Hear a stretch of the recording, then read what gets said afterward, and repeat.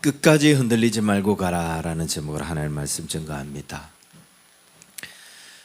우리가 참 많은 노력을 들이고 공을 들였음에도 불구하고 이걸 끝까지 하지 못하고 도중에 포기하고, 그래서 그것 때문에 결국은 아무런 성과도 얻지 못한 것, 이런 일들이 살아가면서 참 많아요.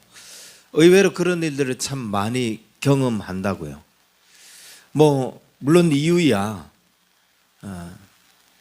지치고 힘들어서 포기했다 할 수도 있고, 해도 끝이 없어서 포기했다 할 수도 있고, 아니면 해봐야 열매가 없을 것 같아서 그래서 포기했을 수도 있습니다. 하지만 이유야 어찌 되었든 우리가 그걸 끝까지 가보지 않았기 때문에, 그래서 이걸 만약 끝에까지 해봤으면 어땠을까 하는 아쉬움, 그리고 다른 사람들은 그것을 끝까지 견디고 끝까지 포기하지 않았기 때문에 뭔가를 이루어내는 그런 모습을 보면서 나도 저 일을 계속했으면 결국은 뭔가 하나라도 얻지 않았을까라는 이런 아쉬움들, 그런 후회들, 이런 게 남는다는 거죠. 그래서 이런 경험이 있기 때문에 우리가 어떠냐, 보통 그런 경험이 있음으로 말미암아 이런 다짐들을 해요.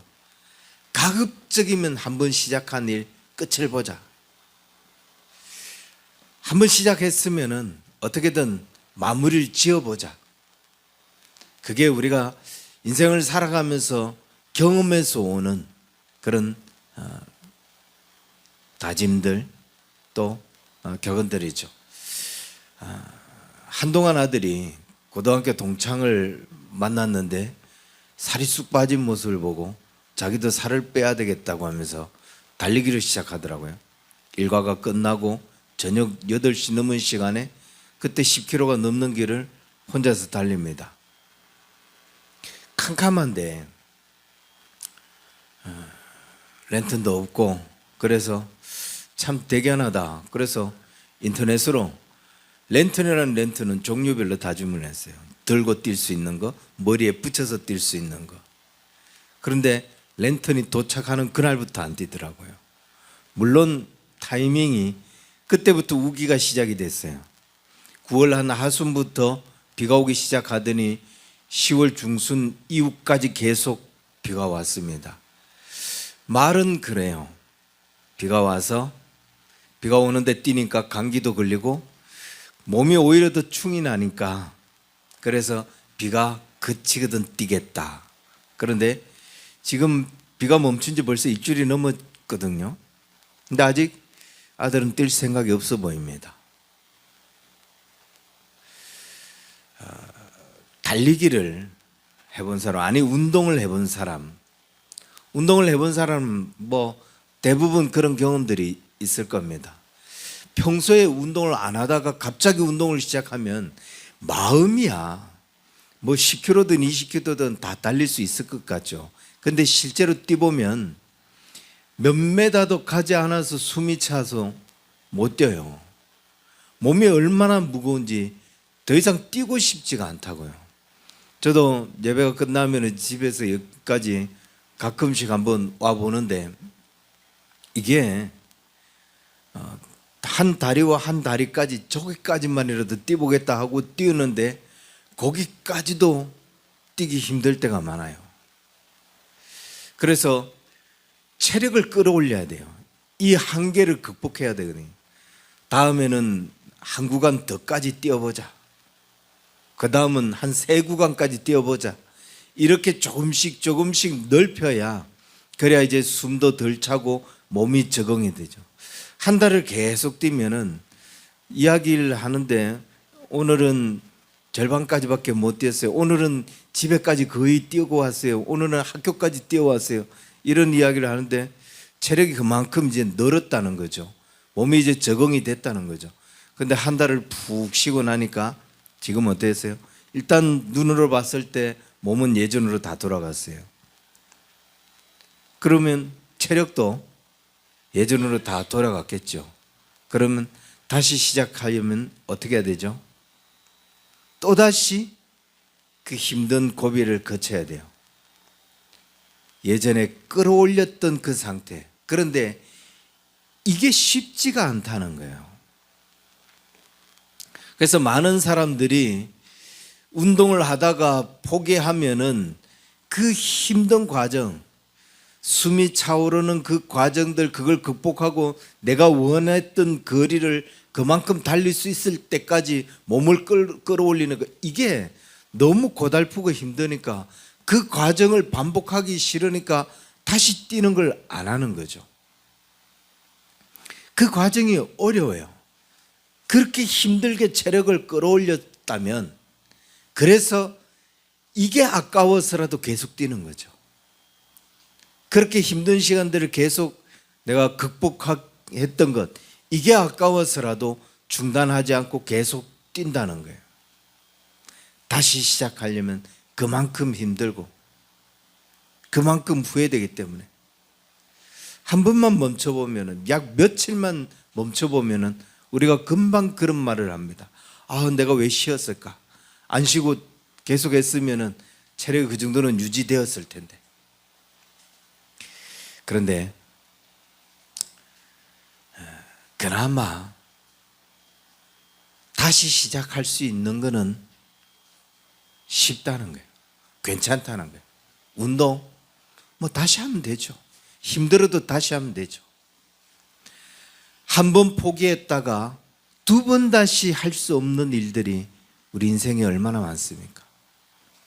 한 번 포기했는데 두 번 다시 그 일을 할 수 있는 기회가 찾아오지 않는 것, 그 일 자체를 할 수 없게 되는 것, 이런 일들이 얼마나 많습니까?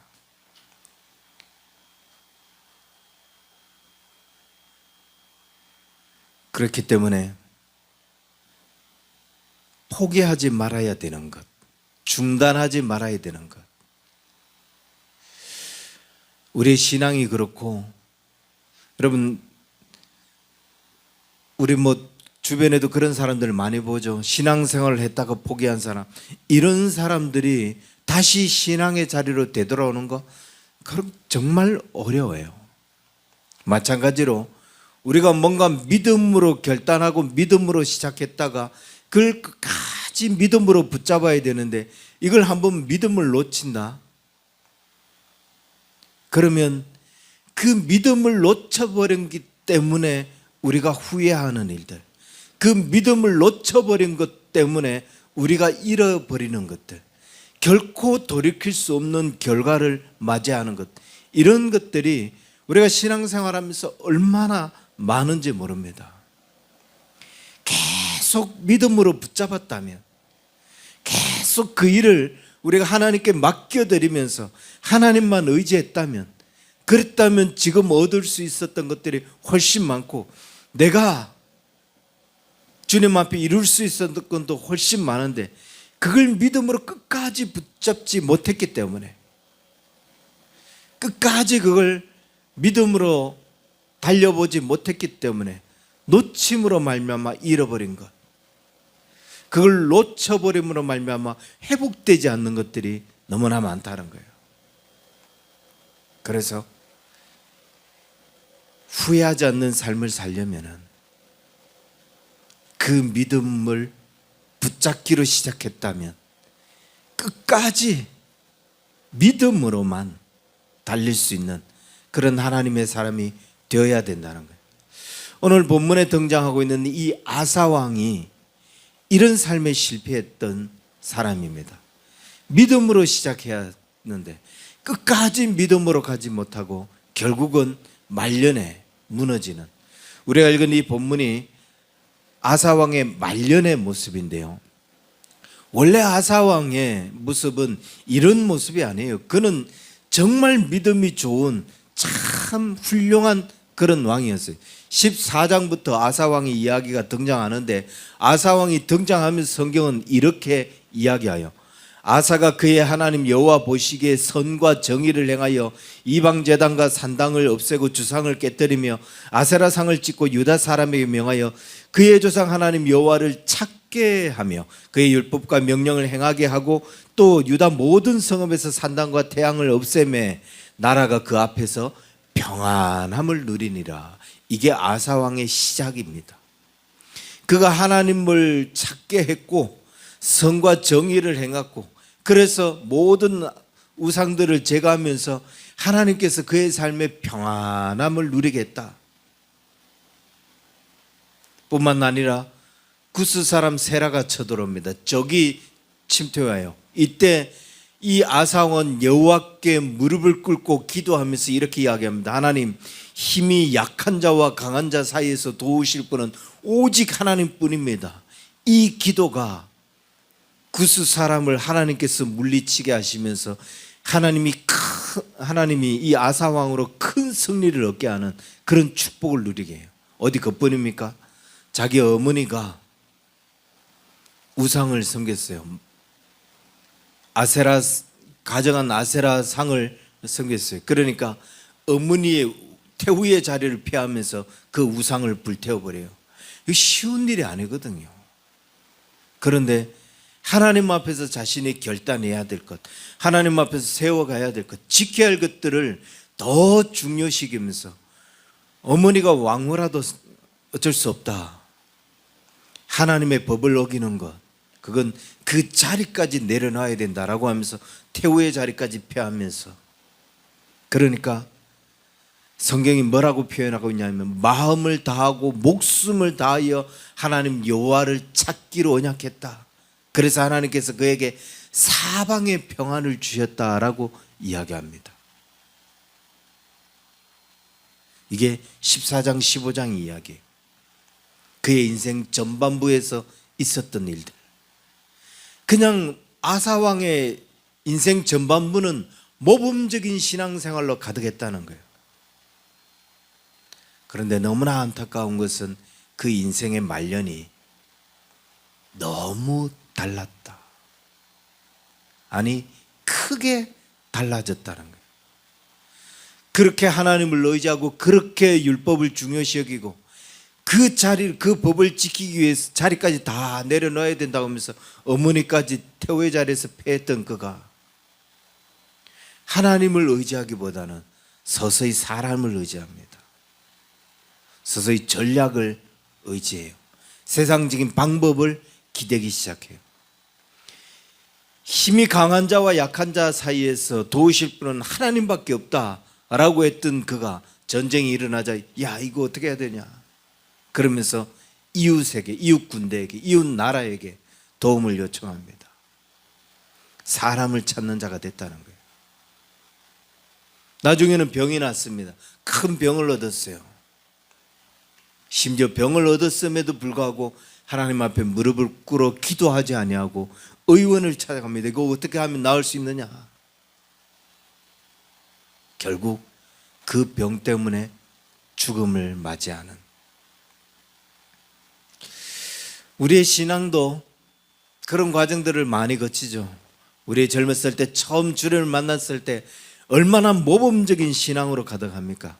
우리 20대, 30대, 40대, 50대의 그 인생이 얼마나 모범적이었네. 그런데 인생 후반부로 오면서 우리의 인생이 그렇게 모범적인가? 우리의 신앙이 그렇게 모범적인 모습인가? 한 번 무너지기 시작하면, 한 번 그 삶이 하나님 앞에서 무너지기 시작할 때 이게 어느 정도로 무너져야 되는데 아사왕의 삶은 완전히 하나님 없는 삶으로, 마치 하나님 몰랐던 삶으로 리셋이 된 것처럼 전쟁이 발발했는데도 불구하고 하나님께 기도하지 않습니다. 자기가 죽을 병이 걸렸음에도 불구하고 하나님께 구하지 않아요. 이 정도는 돌이킬 수 없는 상태가 된다는 거죠. 그래서 뭔가 이 신앙을 한번 놓는다는 게, 이 하나님을 붙잡았던 것을 놓는다는 게 이렇게 무서운 결과를 가져온다는 거예요. 믿음이라고 하는 것, 신앙이라고 하는 것, 이거 처음도 중요하지만 끝이 더 중요해요. 현재가 더 중요해요. 우리는 예전 신앙으로 사는 게 아니잖아요. 예전에 뜨거웠던 열정으로 사는 게 아니잖아요. 현재는 현재의 신앙으로 사는 거예요. 앞으로도 마찬가지입니다. 앞으로도 그때 그 믿음으로, 그 시간 그 믿음으로 사는 거예요.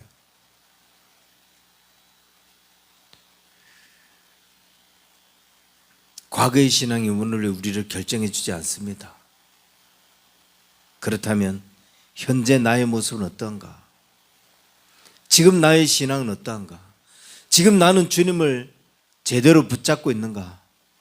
믿음으로 시작한 일을 우리가 포기하지 않고 계속 그 일을 믿음으로 달려가고 있는가? 하나님을 놓지 않고 계속 끈질기게 붙들고 있는가? 우리가 그 약속을 붙잡았다가 도중에 무슨 세상의 전략, 이 아사왕처럼 세상의 전략을 보고 세상의 방법들을 보고 이게 좋아 보인다, 이렇게 해야 될 것 같다 라고 하면서 그 약속을 놔버려서, 그래서 돌이킬 수 없는 후에 돌이킬 수 없는 결과를 경험하는 일들이 얼마나 많습니까?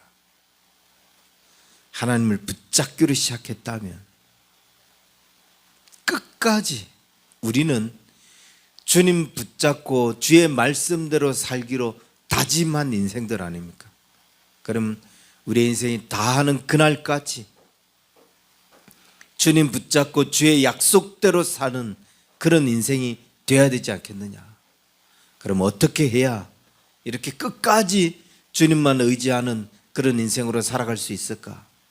바하사를 보면은 1절에 이런 이야기가 나오죠. 북이스라엘 바하사 왕이 이 남유다 아사를 쳐들어오는데, 아사 왕을 쳐들어오는데 가까이 와서 라마성을 건축합니다. 성경은 이 라마성이 아사 왕에게 들어가는 모든 정보, 모든 왕래를 차단하기 위해서 지었다라고 이야기해요. 그만큼 정치적으로 또 경제적으로도 굉장히 중요한 어떤 군사적으로 중요한 역할을 하는, 타격을 주는 그런 성이겠죠. 위기가 처해졌습니다. 내 백성들과 소통이 안 돼요. 이런 상황에서 아사 왕이 어떤 처신을 하느냐? 하나님 앞에 기도하고 하나님께 간구했던 그가 성전에 있는 모든 은금과 또 왕궁에 있던 모든 금, 은을 다 챙겨서 아람 왕 베나닷을 찾아가면서 내가 이거 다 너한테 줄 테니까 제발 와서 이 북이스라엘의 바사 좀 물리쳐 달라. 네가 그 둘이 약속을 했다 할지라도 그 약속 깨뜨리고 좀 바사 좀 우리 동네에서 좀 떠나갈 수 있도록 그렇게 해달라라고 그렇게 모든 은금을 갖다 바칩니다. 그런데 이 전략이 크게 성공을 해요. 베나닷이 이게 웬일이야? 네가 나한테 도움을 다 요청하고 알았어. 그러면서 실제로 바하사가 약속이 있었음에도 불구하고 그 약속을 깨뜨리고 아사왕, 남유다 왕을 도우면서 야 니네 남유다 공격하지 마. 그러면서 다 내쫓습니다. 북이스라엘의 바하사 왕이 그 라마성을 건축하다가 그 모든 돌 제목까지 다 포기하고 알았어 우리가 항복해, 그리고 돌아가 버려요. 이건 겉으로 볼 때 굉장히 큰 성과죠. 이건 정치적으로, 군사적으로, 경제적으로 굉장히 큰 이득을 본 거예요. 적군을 물리치고 적이 성을 쌓다가 남은 재료를 가지고 또 성을 쌓았는데 게바와 미스바 성을 쌓을 정도로 군사적으로 대비하기에 좋은 그런 어떤 전략적 요충지, 미스바 성 유명하잖아요. 그 성을 쌓을 만큼 그렇게 중요한 역할을 했다는 거예요. 큰 성과를 거둔 거죠. 아사왕은 이럴 수 있습니다. 봐라, 내가 기도하지 않았는데도 불구하고 이렇게 적을 물리치고 또 적들이 가져온 그 제목을 가지고 이 큰 성을 쌓지 않았냐? 이건 내가 크게 성공한 거다. 백성들에게 자랑할 수 있어요. 이게 자기 업적이라고, 대장동이 자기 업적이라고 큰 소리 치는 것처럼 이건 내 큰 업적이다라고 떠들 수 있습니다. 그런데 성경은 이 아사왕이 그것보다 더 중요한 실수를 했다고 지적하고 있어요. 뭐냐면 7절에 선견자 하나니가 찾아와서 왕에게 이렇게 이야기합니다. 왕이 여호와를 의지하지 않고 사람을 의지하였으므로 여호와께서 왕의 손에 넘기셨다. 그러면서 9절에서는 이렇게 이야기하죠. 여호와는 전심으로 자기를 향하는 자들에게 능력을 베푸신다. 하나님을 의지 않으면, 물론 하나님을 의지 않고도 어떤 성과를 거둘 수 있어요. 아니, 성공할 수 있어요. 크게 될 수도 있어요. 내가 기도하지 않았는데, 하나님을 의지하지 않았는데 이렇게 큰 성을 지었구나 할 수 있다. 그러나 그 성공은 하나님 보시기에 옳은 것이 아니다.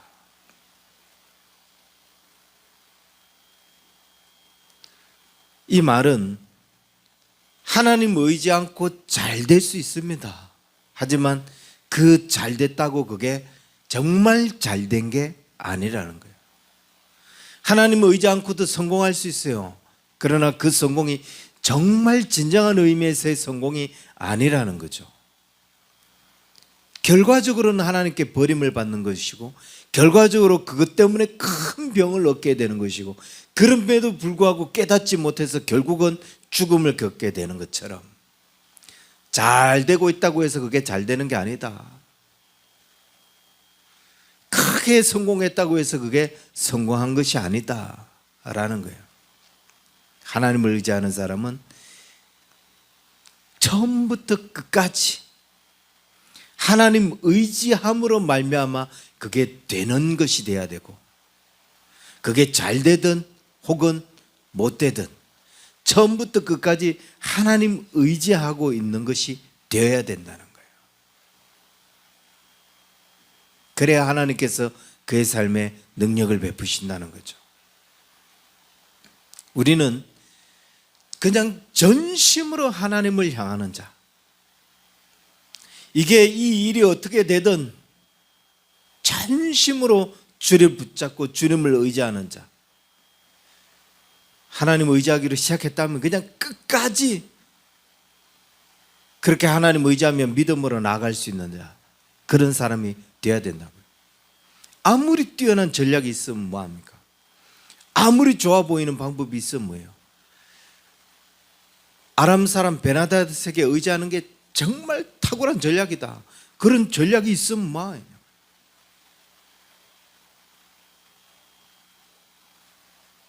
결국은 하나님을 의지하는 게 가장 귀한 전략이고 가장 좋은 방법이었다는 거예요. 사랑하는 성도 여러분, 우리가 살아가는 데 있어서 얼마나 좋은 전략을 가지고 계십니까? 인생을 사는 데 있어서, 뭔가 목적을 이루는 데 있어서, 목표를 이루는 데 있어서 여러분들은 얼마나 뛰어난 전략을 가지고 있어요. 위기가 다가왔는데 그 위기를 극복하기 위해서 여러분이 내세울 수 있는 전략이 뭐예요? 어떤 목표를 이루기 위해서, 그걸 극복하기 위해서 여러분이 가지고 있는 전략이 뭐예요?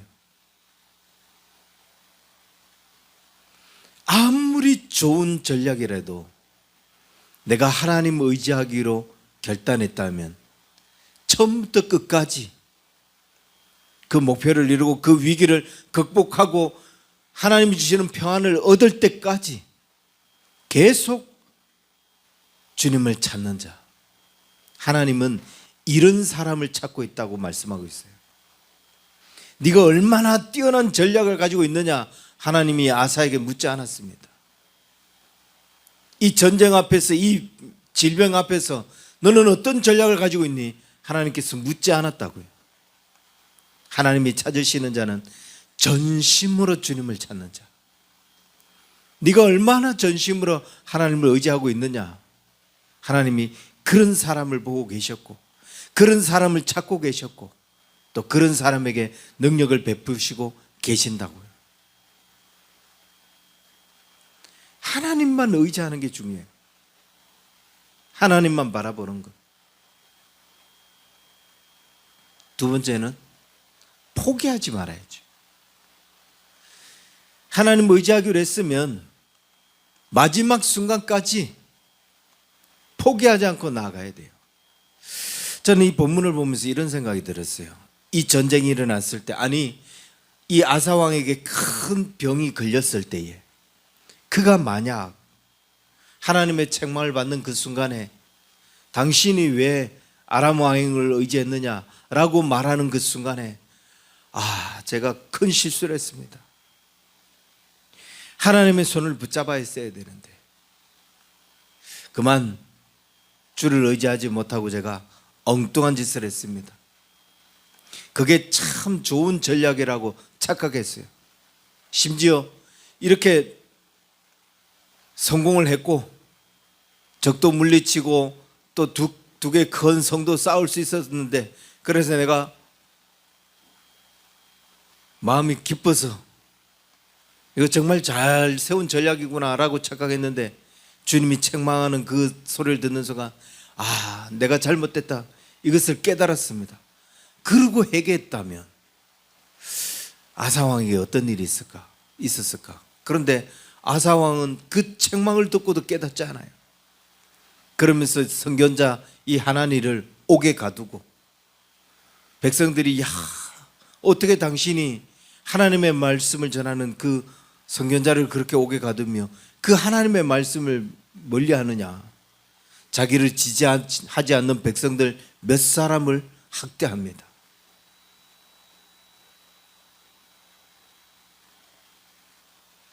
만약 이때라도 그가 깨닫고 회개했다면 하나님은 이 아사왕 노년에 또 다른 축복을 하나님께서 주시지 않았을까?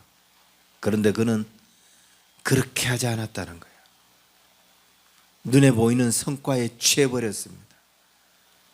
적을 물리치지 않았냐? 두 개의 큰 성을 세울 수 있었지 않았냐? 위기를 극복하지 않았느냐? 좋은 결과를 얻지 않았냐? 라고 하면서 눈에 보이는 것만으로 자기는 잘했다라고.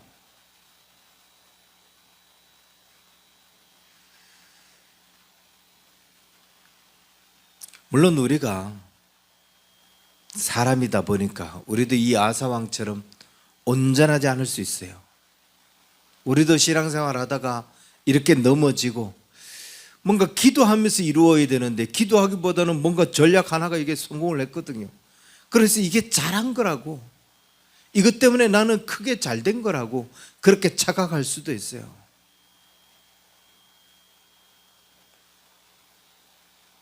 실수도 하고 무너지기도 합니다. 하나님 없이 문제가 해결되기도 하고 경제적으로 큰 성과를 얻을 수도 있어요.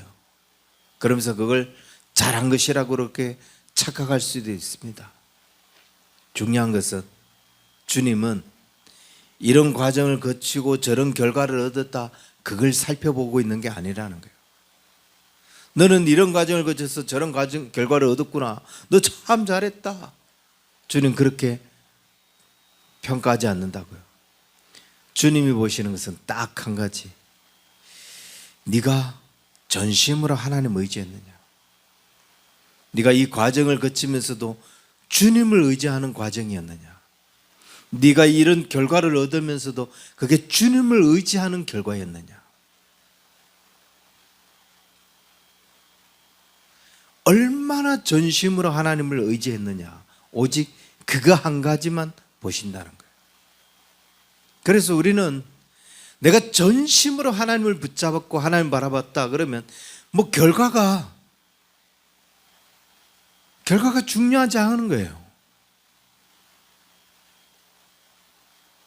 그 모든 과정이 주님만 의지했으면 된 거예요. 아사왕은 이걸 끝까지 깨닫지 못해요.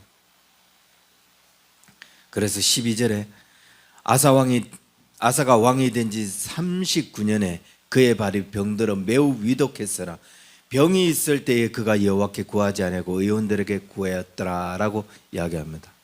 제가 이 구절을 보고 깜짝 놀랐잖아요. 발에 병이 들었거든요. 발. 뭐 발가락인지 발바닥인지 발등인지는 모르겠지만 발. 심장에서 가장 먼 곳. 저기에 도대체 뭔 병이 들어야 죽을 수 있지? 자, 발에 병이 들는데 야, 이거 내가 이 병으로 죽을 수 있겠구나 라는 생각이 들까? 그래서 찾아봤어요. 이 성경 해석학자들이 이 병을 뭘로 해석할까? 거의 이 병을 이게 무슨 병이다라고 정확하게 이렇게 해석하는 사람이 없습니다. 왜냐하면 성경에서 이 병에 대해서 구체적으로 언급하지 않고 있기 때문에 그냥 발에 병 들었는데 위독하다는 거죠. 그래서 뭐 종기다, 피진이다, 임파선 종류의 하나의 어떤 역병 혹은 악질이다, 문둥병 일종의 어떤 병이다, 피부병 중에 아주 악한 병이다, 뭐 이렇게들 분석을 하는데 중요한 건 제가 핸드폰에 눈이 맞았는데 안암 이야기까지 들어봤잖아요. 아사왕이 발에 병이 드는데 아니 뭐 그냥 피부병 하나 생겼겠지 라고 단순하게 여길 수 있었다는 거죠. 그런데 이게 시간이 갈수록 안 낫네. 그래서 야, 의원들 한번 불러와 봐라. 그럴 수 있었다는 거예요. 얼마든지 과정이 그럴 수 있었다는 거예요. 근데 하나님은 이 과정에서 뭐 이 병이 점점 커져서 위독해지고 너 이제 죽는다, 사형 선고를 받고 이 과정까지 잘하는데 그 과정에서 네가 어떤 마음의 상태였느냐, 하나님 그거 한 가지를 딱 사진 찍어 보신다. 너 그 병 들었을 때 하나님 의지했느냐, 하나님께 기도했느냐 아니냐. 의원께 구했어? 하나님께 구했어. 그 한 가지만 딱 사진 찍어서 보이신다는 거예요. 주님은 사소한 것 하나라도 우리의 인생 전부를 흔들 수 있어요. 발에 병든 것, 발가락에 병든 것 하나로 사형 선고까지 내리실 수 있는 분이라고요. 그래서 하나님이 보시는 게 뭐냐? 끝까지 주님이 보시는 것은 이런 상황에서 내가 포기하지 않고 계속 믿음을 붙잡고 있느냐, 하나님 의지하고 있느냐, 그것만 확인하신다는 거예요. 여러분, 우리는 어떻습니까? 우리가 병들었을 때, 쉽게 해결되지 않는 문제를 만났을 때, 너무 쉽게 나을 수 있는 병에 걸렸을 때 우리는 어떻게 합니까? 이게 뭐 그냥 약으로도 나을 수 있는 병이다, 아니 이거는 정말 희귀병이어서 이거는 정말 기도하지 않으면 안 되는 병이다, 무슨 병이냐가 중요하지 않다는 거예요. 내가 지금 어떤 병에 걸려 있느냐, 어떤 문제를 지금 만나고 있느냐, 그 문제의 종류가 중요하지 않다는 거예요. 하나님이 가장 중요시 여기는 것은 네가 주님을 의지하느냐 아니냐. 하나님이 가장 보시는 것은 그 어려운 상황에서도, 그 질병 가운데서도 내가 하나님께 기도하느냐 아니냐, 하나님 붙잡고 있느냐 아니냐, 끝까지 주만 바라고 있느냐 아니냐, 그걸 보고 계신다고. 이게 인생 전반부에 너의 신앙이 처음만 그런 게 아니라 지금도 주님을 그렇게 붙잡고 있느냐 아니냐, 그걸 주님이 끝까지 그 한 가지를 찍어 보신다는 거예요. 믿음으로 시작했다면 믿음으로 끝을 맛보죠. 그래서 사도 바울이 고백하는 것처럼 나의 달려갈 길을 마친 후에 내가 선한 싸움을 싸우고 나의 달려갈 길을 마치고 믿음을 지켰으니 이제 우리는 나에게 의로운 의의 면류관을 예비되었도다. 사도 바울이 그렇게 고백하는 것처럼 우리도 믿음으로 시작한 일 믿음으로 마치고, 기도로 시작한 일 기도로 마치고, 하나님 의지하기로 결정한 것 끝까지 하나님 의지하고, 그래서 인생 마지막 순간까지 그 믿음을 놓지 않고 처음부터 끝까지 믿음으로 살아주는 저 여러분 될 수 있기를 주의 이름 간절히 축원합니다. 기도하겠습니다. 하나님 아버지, 우리를 붙잡아 주시옵소서. 우리와 함께 하시는 주님, 우리의 삶이 처음부터 끝까지 믿음으로 달려갈 수 있도록, 어떤 문제를 만나도 그 일들을 믿음으로 해결하고, 어떤 전략이 생각난다 할지라도 하나님 그 모든 전략을 내려놓고 주님 앞에 믿음으로 달려갈 수 있는, 문제 앞에서 주님 우리에게 묻는 것은 네가 어떤 전략을 가지고 있느냐, 네가 이 문제 앞에서 얼마만큼 준비했냐가 했느냐를 묻지 않으시고, 네가 얼마나 주님을 의지했느냐고 물으시는 것을 우리가 기억하게 하시고, 우리 인생 처음부터 끝까지 믿음으로만 살아가는 그런 우리 언약의 성도들 다 될 수 있도록 축복하여 주옵소서.